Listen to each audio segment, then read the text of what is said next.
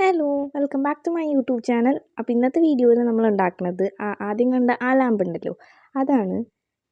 അപ്പോൾ അതിന് വേണ്ടിയിട്ട് നമുക്കൊരു A4 ഷീറ്റ് വേണം. ഒരു A4 ഷീറ്റ് അല്ല, ഒരു 3-4 വേണം.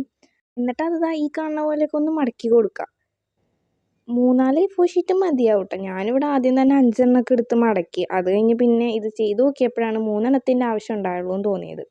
അങ്ങനെ ഈ 3 ഒരുമിച്ച് ഒട്ടിച്ചു കൊടുക്കുക. നിങ്ങൾക്ക് വേണമെങ്കിൽ ഒരു ലോങ് ചാർട്ട് പേപ്പറിൽ ചെയ്താലും മതി കേട്ടോ. ഇനിയിപ്പോൾ ഒരു സൂചി നൂല് കൊടുക്കുക. ഓരോ ഇതിൻ്റെ അകത്തു കൂടെ ഇങ്ങനെ കയറ്റി കൊടുക്കുക. ഈ ലാമ്പ് ഉണ്ടാക്കണമെന്ന് ഞാൻ നേരത്തെ വിചാരിച്ചതാണ് കേട്ടോ. പക്ഷേ ഇത് ഉണ്ടാക്കണം എങ്ങനെയെന്ന് വലിയ ഐഡിയ ഒന്നും ഉണ്ടായിരുന്നില്ല. ഇനി ഉണ്ടാക്കിയാൽ കുളമായി പോകുമെന്ന് വിചാരിച്ചിട്ട് ഞാൻ ഉണ്ടാക്കാതിരിക്കുകയായിരുന്നു. പിന്നെ ഇപ്പോൾ വിചാരിച്ചു എന്തായാലും ഇത് ഉണ്ടാക്കാമെന്ന്. ഇനിയിപ്പോൾ അങ്ങനെ മൊത്തത്തിൽ ഈ നൂല് കയറ്റിയെടുത്തിട്ട് ഇതുപോലെ ഈ നൂലൊന്ന് ടൈറ്റൻ ചെയ്തിട്ട് കെട്ടി കൊടുക്കുക. നല്ല ടൈറ്റായിട്ട് കെട്ടി കൊടുക്കുക. ഇതങ്ങനെ ഊരിയൊന്നും പോരില്ല കേട്ടോ. കാരണം നമ്മൾ ആ സൈഡ്സ് എന്തായാലും ഒട്ടിച്ചു കൊടുക്കും. ഇതുപോലെ എന്നിട്ടൊന്ന് നിവർത്തിയൊക്കെ കൊടുക്കുക. പിന്നെ ത്രെഡ് എടുക്കുമ്പോൾ ആ പേപ്പറിൻ്റെ കളറിലുള്ള ത്രെഡ് തന്നെ എടുക്കുക. പിന്നെ അത് കെട്ടി കൊടുത്തു കഴിഞ്ഞിട്ട് അതിൻ്റെ സൈഡിൽ വരുന്ന 2 സ്ഥലം ഉണ്ടല്ലോ അതും കൂടെ ഒന്ന് ഒരുമിച്ച് ഒട്ടിച്ചു കൊടുക്കണം കേട്ടോ. ഇനിയിപ്പോൾ ഇതുപോലെ ഒരു റിങ് പോലെ ഉണ്ടാക്കിയിട്ട് അതിൻ്റെ ഒരു സൈഡ് A4 ഷീറ്റ് വെച്ച് കവർ ചെയ്ത് കൊടുക്കുന്നുണ്ട്. എന്നിട്ട് ഈ ലാമ്പ് ഒന്ന് കറക്റ്റായിട്ട് നിൽക്കാൻ വേണ്ടിയിട്ട് അതിൻ്റെ അകത്തേക്ക് ആക്കിയിട്ട് സ്റ്റിക്ക് ചെയ്തും കൊടുക്കുന്നുണ്ട്. ഇനിയിപ്പോൾ ഇതുപോലെ ഒരു പൈപ്പാണ് ഞാൻ എടുത്തിട്ടുള്ളത്. നിങ്ങൾക്ക് ഈ ടിഷ്യൂവിൻ്റെയൊക്കെ റോളുണ്ടല്ലോ അതിൻ്റെ വലുത് അതെടുത്താൽ മതി. അല്ലെങ്കിൽ ഈ വാൾപേപ്പർ അങ്ങനത്തെ സാധനങ്ങളൊക്കെ വാങ്ങുമ്പോൾ കിട്ടില്ലേ അതെല്ലാം എടുത്താൽ മതി. ഇനിയിപ്പോൾ ഇതുപോലെ വൈറ്റ് പെയിൻറ്റ് റെഡിൽ മിക്സ് ചെയ്തൊരു ഭയങ്കര ലൈറ്റ് പിങ്ക് ആയിട്ടുള്ളൊരു കളർ ഉണ്ടാക്കിയിട്ടുണ്ട്. എന്നിട്ട് അത് ഇതിന് അടിച്ചു കൊടുക്കുക. എന്നിട്ട് നല്ലപോലെ ഒന്ന് ഡ്രൈ ആക്കി എടുക്കണം. ഇനി അടുത്തായിട്ട് വേണ്ടത് 2 മൂടിയാണ്. ഇതുപോലെ ഒരു വലുതും പിന്നെ ഒരു ചെറുതും. ഭയങ്കര ചെറുതായി പോരുത്, ഒരു ഇത്തിരി ഡിഫറെൻറ്റ് മാത്രം. പിന്നെ ഞാൻ നേരത്തെ ആ ഒരു പൈപ്പിലേക്ക് അടിച്ചു കൊടുത്ത ആ ഒരു പിങ്ക് ഉണ്ടല്ലോ അതിലേക്ക് കുറച്ചും കൂടെ റെഡ് ആഡ് ചെയ്ത് കൊടുത്തിട്ട് ഈ ഒരു ഷെയ്ഡ് ഉണ്ടാക്കിയിട്ടുണ്ട്. എന്നിട്ട് അത് ഈ 2 ലിഡിലും ഒന്ന് നന്നായിട്ട് പെയിൻറ്റ് ചെയ്ത് കൊടുക്കുക. ഒരു കോട്ടി കൊടുത്തപ്പോൾ തന്നെ നല്ല ഫിനിഷിങ് കിട്ടിയിട്ടുണ്ടായിരുന്നു.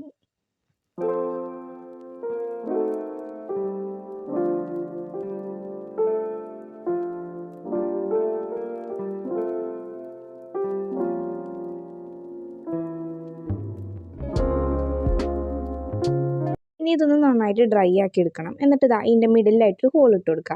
ഇത് ശരിക്കും പെയിൻറ്റ് ചെയ്യുന്നതിന് മുമ്പ് ചെയ്യേണ്ട സ്റ്റെപ്പാണ്. ഞാനത് മറന്നു പോയിട്ടുണ്ടായിരുന്നു. അതാണ് ഞാനിത് കഴിഞ്ഞിട്ട് ചെയ്തത്. പിന്നെ അതിൻ്റെ മുകളിൽ തന്നെ ചെറിയ മൂടിയിലും കൂടെ ഹോൾ ഇട്ട് കൊടുക്കണം.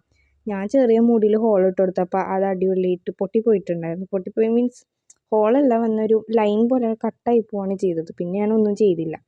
ഇനിയിപ്പോൾ ഈ വലിയ മുടിയുടെ ഈ ഒരു അടിയിലായിട്ട് ഇതുപോലെ ഒരു ഗ്യാപ്പ് പോലെ കട്ട് ചെയ്ത് കൊടുക്കുക. ഇത്രേ ഉള്ളൂ പരിപാടി. ഇനിയിപ്പോൾ അറേഞ്ച്മെൻ്റ് ആണ് അടുത്തത്. ഫെയറി ലൈറ്റോ വേറെ ഏത് ലൈറ്റ് വേണമെങ്കിൽ നിങ്ങൾക്ക് യൂസ് ചെയ്യാം. ഞാനിവിടെ ഫെയറി ലൈറ്റാണ് യൂസ് ചെയ്തിട്ടുള്ളത്.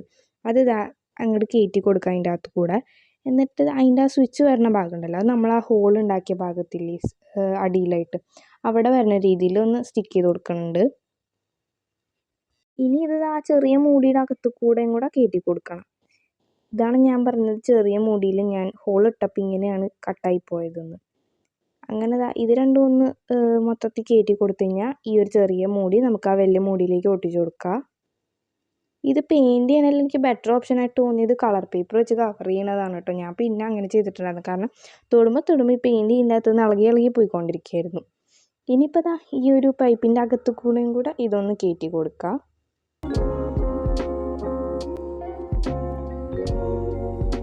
ഇപ്പോൾ ഇതിന് ആ ഒരു ഹോള് കവർ ചെയ്യുന്ന രീതിയിൽ ഒട്ടിച്ചു കൊടുക്കുക. ഞാൻ ഈ സ്റ്റിക്കിങ്ങിനൊക്കെ ഗ്ലൂ ഗൺ തന്നെയാണ് യൂസ് ചെയ്തിട്ടുള്ളത്. അല്ലെങ്കിൽ ഇത് ഒടിഞ്ഞു പോണ വഴി അറിയില്ല.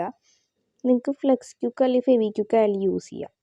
ഇനിയിപ്പോൾ ഇതുപോലെ ഇതിനെ ഈ ലാമ്പിൻ്റെ അകത്തില്ലേ നമ്മൾ ഉണ്ടാക്കിയിട്ടുള്ള ആ ഒരു സംഭവം അതിൻ്റെ അകത്തേക്ക് വെച്ച് കൊടുക്കുക. ഇനിയിപ്പോൾ ആ ഒരു ഫെയറി ലൈറ്റ് ഉണ്ടല്ലോ അത് ഇതുപോലെ ഒന്ന് അറേഞ്ച് ചെയ്തിട്ട് വേണം ഇതൊന്ന് ഒട്ടിച്ചു കൊടുക്കാൻ.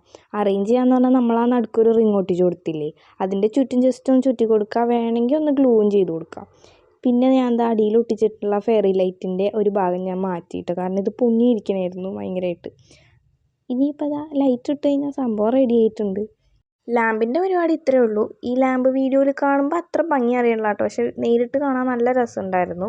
പിന്നെ ഇതിൻ്റെ അകത്ത് ഈ വൈറ്റ് ലൈറ്റ് പോലെയാണ് ഈ വീഡിയോയിൽ കാണുന്നത്, പക്ഷേ ശരിക്കും ഒരു വാം ലൈറ്റാണ് കേട്ടോ ഇതിൻ്റെ അകത്ത് നിന്ന് വരുന്നത്.